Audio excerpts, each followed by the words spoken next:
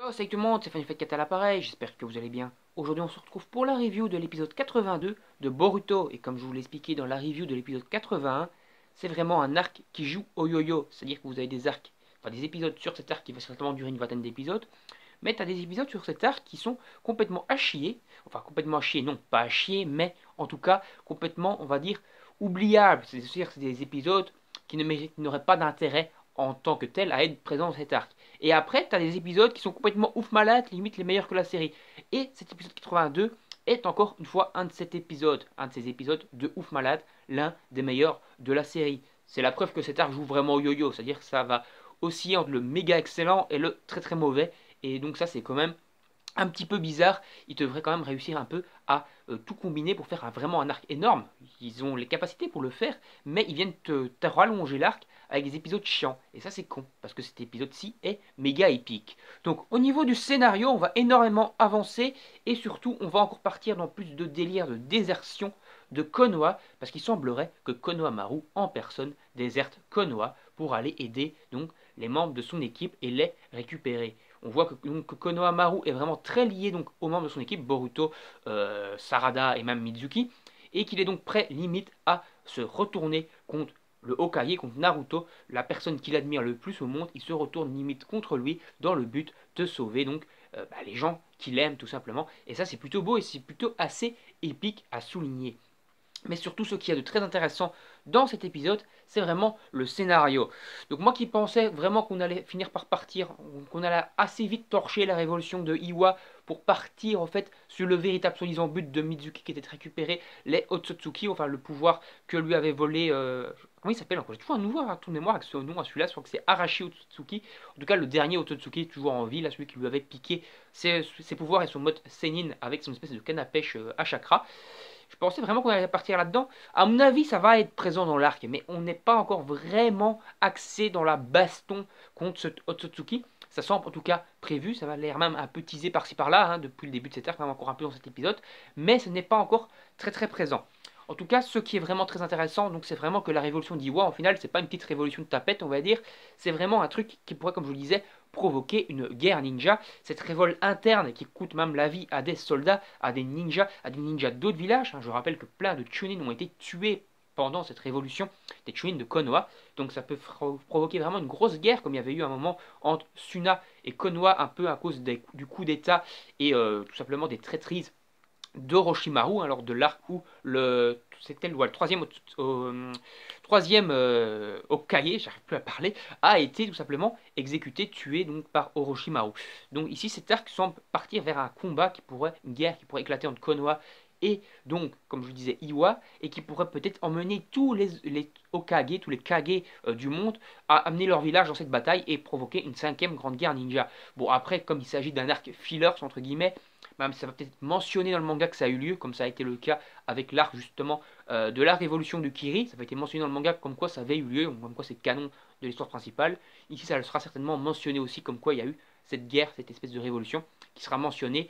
Et du coup, on aura, ça sera tout simplement canonisé, comme ils avaient canonisé Sumire a fortiori en disant ouais, au final, l'arc du nuée, ça a quand même eu lieu, même dans l'histoire du manga, donc c'est canon. Pareil pour, pour Kiri, c'est canon. Ici, ça sera aussi canon à mon avis. Et donc, on va certainement revoir les protagonistes éventuellement de cet arc, encore présent plus tard dans Boruto. Donc, pour en revenir à l'histoire principale, en fait, il s'agit vraiment, comme je le disais, d'une révolution, d'une traîtrise entre Kage, mais on s'attendait pas du tout à ça. C'est-à-dire que ce truc m'a mis en PLS total, PLS cosmique. En fait, le troisième Tsuchikage Oniki, donc le putain de vieux papy de héros de la quatrième grande guerre ninja, est en réalité l'investigateur de toute cette révolte. Donc en fait, son petit-fils est vraiment mort, son petit-fils n'est pas caché derrière le masque, on va dire, de Kage. D'après ce que j'ai compris dans cet épisode, c'est son propre fils qui est en fait caché derrière ce masque, donc le fils de Oniki est donc responsable de cette révolte, dans un certain sens, mais surtout, Oniki en présence, en personne plutôt, est responsable de cette révolte. En fait, Oniki, donc le fucking troisième Tsuchikage, un mec d'un niveau cosmique PLS qui limite peut rivaliser en combat avec Naruto, est en fait l'ennemi de cet arc. C'est-à-dire que c'est lui qui est vraiment occupé à tirer les ficelles, c'est vraiment lui qui est un peu responsable de toute cette putain de guerre. On ne sait pas encore vraiment toutes ses motivations profondes. Est-ce que sa petite fille, donc la Tsuchikage actuelle, qu'il a essayé un peu de renverser, on va dire, du pouvoir, celle qu'il a mis sur le trône à sa place, est-ce qu'elle serait d'une certaine façon responsable de la mort du petit-fils donc de Oniki, donc du coup de son frère ou de son cousin, je pense que c'est son frère. Ça veut dire que il y a quand même pas mal de petites magouilles familiales. On pourrait un peu se retrouver dans un truc à la Game of Thrones avec des traîtrises familiales pour essayer d'accéder au trône. Bon, je pense pas que la Tsuchikage actuelle est responsable de la mort de son frère. Je pense pas qu'elle ait fait toute cette traîtrise et compagnie. Je pense qu'il y a quand même encore des couilles dans le pâté et qu'à la limite, peut-être donc que le fils d'Oniki, qui est donc si théoriquement le père de la Tsuchikage actuelle, est responsable de la mort de son frère, de son fils plutôt. C'est assez compliqué, c'est assez what the fuck, ça fait comme des délires familiales, mais je pense pas que la Tsuchikage actuelle ait à voir avec ça. Je pense que c'est vraiment le père au final de la Tsuchikage actuelle, le fils donc de Oniki, qui est occupé un peu à tirer tout ça dans l'ombre, à manipuler son propre père, parce que son propre père est over méga cheaté, et donc à le contrôler pour essayer de renverser sa petite fille pour peut-être prendre la place.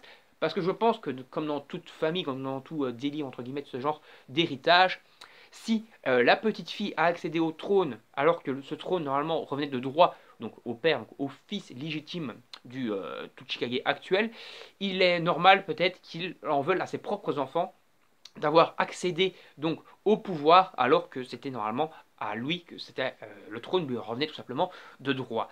Donc je pense qu'on va éventuellement peut-être bientôt partir dans une putain de fight entre Kage. Donc ça pourrait être intéressant entre donc le Tsuchikage, troisième Tsuchikage qui n'est plus Tsuchikage mais on s'en fout, son fils qui n'est pas Tsuchikage mais qui est d'un niveau quand même proche des Kage, tout simplement. C'est quand même le fils d'Oniki qui était un Tsuchikage. Sa petite fille est quand même assez cheatée. Donc lui, il doit quand même être d'un niveau vraiment très puissant.